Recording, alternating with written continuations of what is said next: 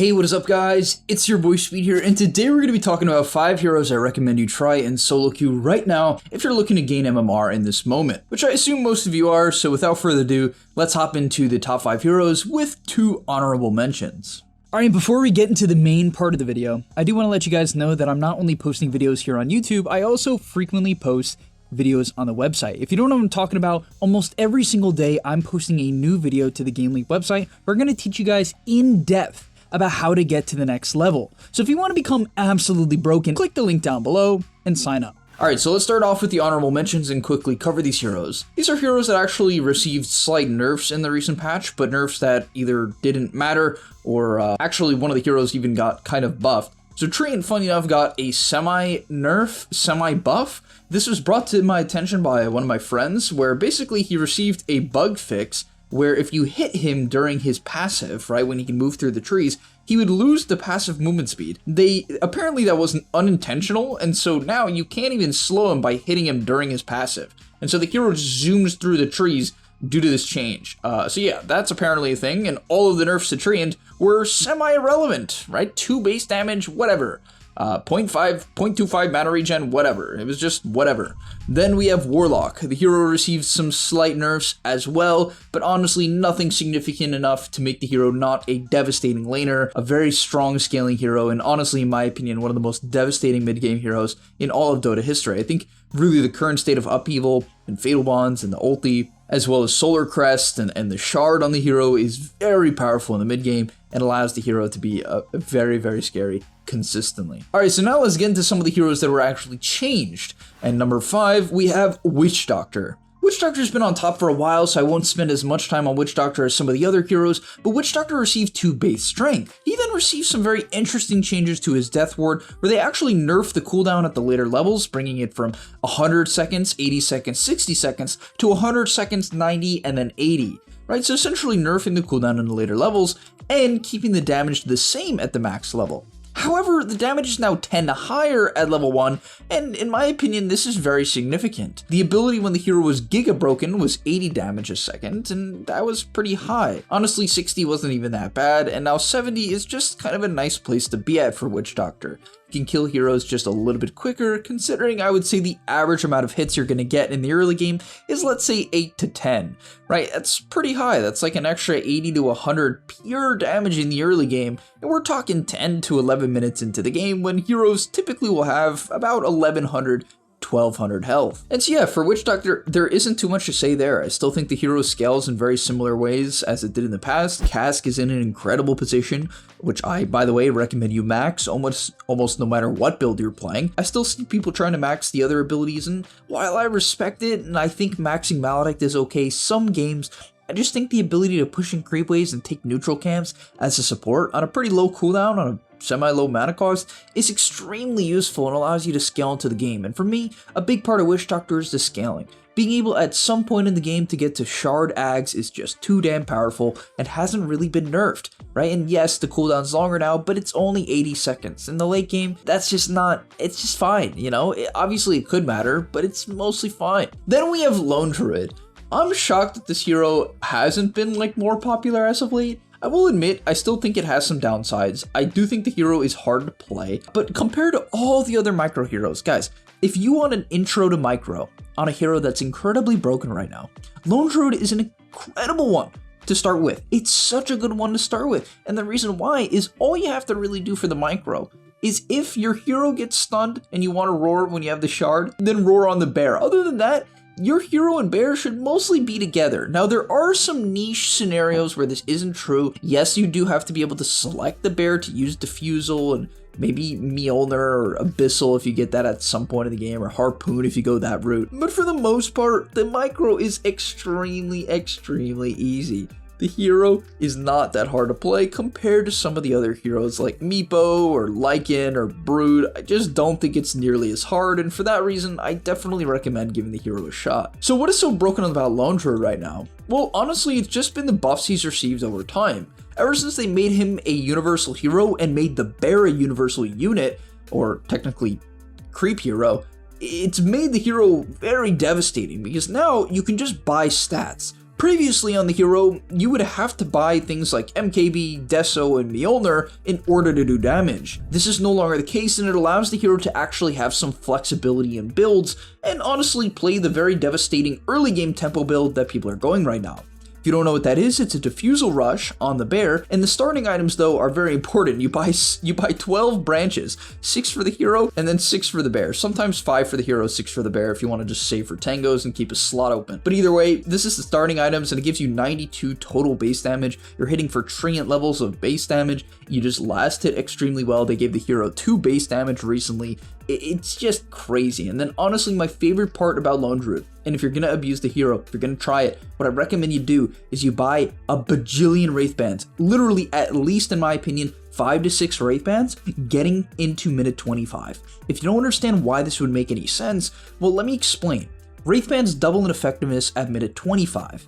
Right? This means that instead of giving 5 agility, they give 10. This means instead of giving 2 armor, they give 4. Instead of giving 5 attack speed, it gives 10. Obviously, that's very, very good, right? It's giving a ton of stats, a ton of armor, a ton of attack speed for only like 500 gold. And then what's even better about this is that you don't have slot problems. On any other hero, if you try to buy this many Wraith Bands, even though it is very effective per gold, you just run out of slots. And you might be like, oh, but speed. You know, I'm going to put everything on my bear, right? I'm playing around my bear. I'm buying Diffusal on the bear. I'm buying boots on the bear. I'm going this route. No, you can just put the Wraith Bands on your main hero and some on the bear. In fact, I usually have most of them on the main hero so that at mid 25, if they try to burst my main hero, they can't do it, right? Because it's going to give the main hero a ton of armor, a ton of health, right? And the main hero is universal. And so all of these stats means that if you just have a neutral item, which by the way, you can use 2 at a time, 1 on the bear, 1 on the hero. If you have a stat-based neutral item like Specialist Array on the main hero, you can have like 200 damage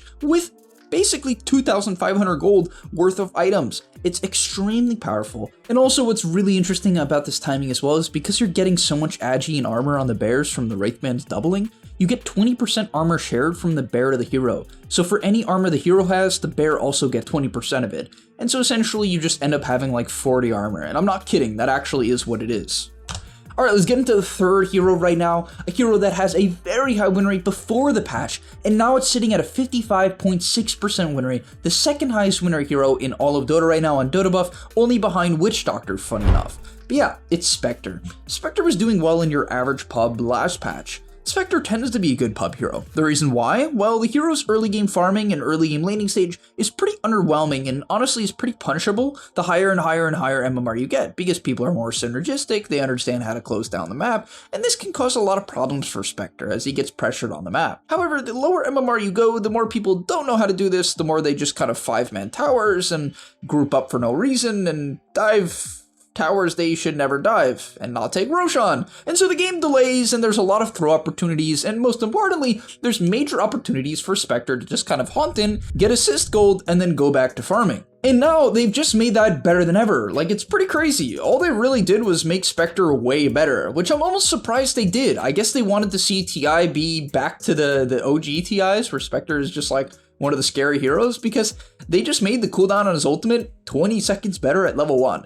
And you might be like, oh, but this is a late game hero. You know, the ulti is the same cooldown at max. This isn't that big of a buff, but it is that big of a buff because the hero's inability to get going in the early game and get off to a start is the main problem of the hero. So letting him get active 20 seconds faster and get that assist gold and just help out with kills is huge, guys. It's so huge. It allows him to just be basically some nature's prophet around the map, and that's really scary. The mana cost is only 150 as well. It's not that bad. Next up is a hero that isn't on the changes list. He didn't receive any nerfs or any buffs. However, I still wanted to put him on this list pretty high up here because I really do believe in Bane. Bane, if you want to get good at Dota, is definitely a hero I'd recommend. I don't think it's necessarily an easy hero, and that's kind of the problem. Its win rate also reflects that at 49%, and so you might be like, oh, why are you recommending a hero that is this low on the win rate? Well, a lot of pros are picking it, and for very good reason. Bane has received buff. Okay, the hero's spells are incredibly good, and all you have to do is max out Q and max out Nightmare. Just stop maxing out Brain Sap. Yes, sometimes 2 points in Brain Sap for the laning stage can be okay, and that's definitely an option for the hero, but there's a lot of people who just don't understand that the Q is the value of the hero right now. And as I was saying, they've just buffed its stats to make it this stupid laner. It's a universal hero that can stack stats, hits obscenely hard, has 305 movement speed, 5 starting armor, right?